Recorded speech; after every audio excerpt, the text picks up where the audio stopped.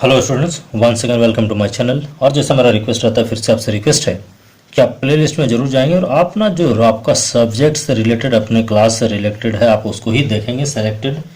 और देखिए, क्वेश्चन मैंने पहले भी बनाया था, क्लास 8 का है ये और परसेंटेज से रिलेटेड है। तो उसमें एक क्वेरी मेरे को आया, वो सुंदरम की तरफ से। उनका कहना है कि इसको एक्स लेके बताया जाए, तो मैं इसको एक्स लेके आपको बता रहा हूँ। उसमें हमने 100 लेके बताया था। एक्चुअली 100 करने से वो बहुत इजी वे में बनता है। तो एक्स भी आपको, यदि एक्स का मेथड आप समझ में आता है तो शायद ये ज़्यादा आपको इजी समझ में आए। तो इस स्थिति में आप एक चीज़ को समझ लेंगे। यहाँ पे देखिए, A's income is 20% less than B. A's income is 20% less than, that is less than that of B. Question में आप एक चीज़ समझ रहे हैं, ए का इनकम डिपेंड करता है बी पर, इसलिए आप बी का इनकम को लेकर चलेंगे। पहला चीज़, सुनने में यहाँ पे लगता है कि एक ही होना चाहिए, लेकिन आप हमेशा याद रखेंगे चूंकि इसका इससे ज़्यादा है, मतलब इसकी इनकम पर डिपेंड करता है। यदि ये कहता है कि as income is 20 rupees more than B, तब दोनों के B is 20 rupees more than A हो जाता है। लेकिन परसेंटेज की बात होता है तो वो आउट ऑफ 100 की बात करता है, इसलिए दोनों इक्वल नहीं होगा।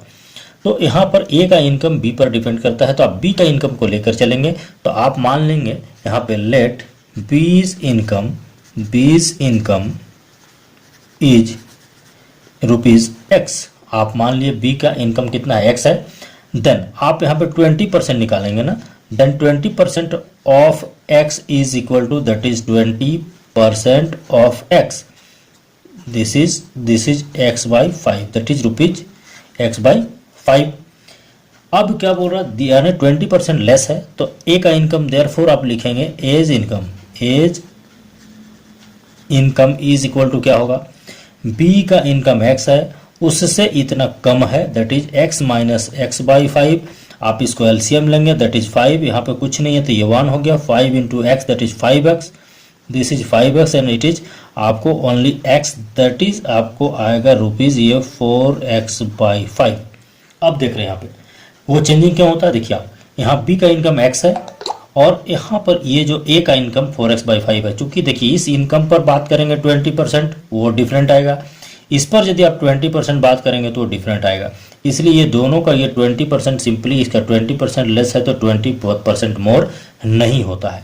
अब इस चीज़ को आप यहाँ पर यूनिटरी मेथड आप लेके चलेंगे। आप यहाँ पे क्या देख रहे हैं, यहाँ पे देखिए, जब ए का when A's income is this then B's income is this, तो आपको ये मानकर चलना होगा कि जब ए का इनकम इतना है तो बी का इनकम इतना है। तो जब ए का इनकम 100 रुपीज़ होगा तो बी का इनकम कितना होगा, ये बात आपको मानना होगा। तो यहाँ पर आप यूनिटरी मेथड लगाएंगे। आप लिखेंगे व्हेन एज इनकम, ठीक है ना, when A's income is 4x by 5, B's income, ठीक है ना, B's income is rupees x. ये रुपीज आप यहाँ लिख सकते हैं, ये हो गया।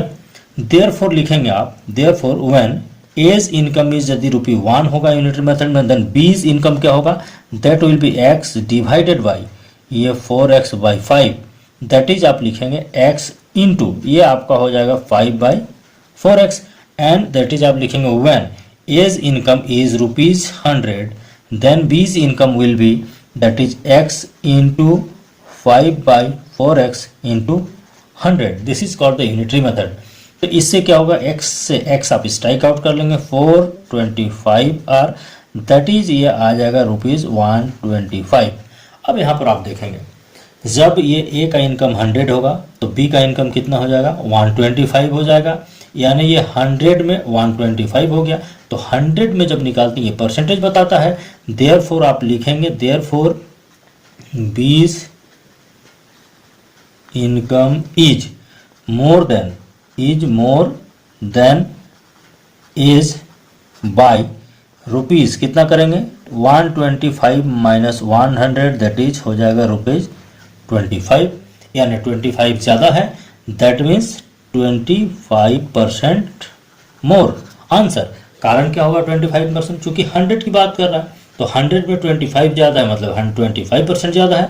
और इस तरह से इस क्वेश्चन को आप समझेंगे तो मेरे ख्याल से आप इसको समझ गए हैं। यदि काइंडली समझते हैं इसको तो आप रियली लाइक, सब्सक्राइब, शेयर जरूर करें। Thank you so much.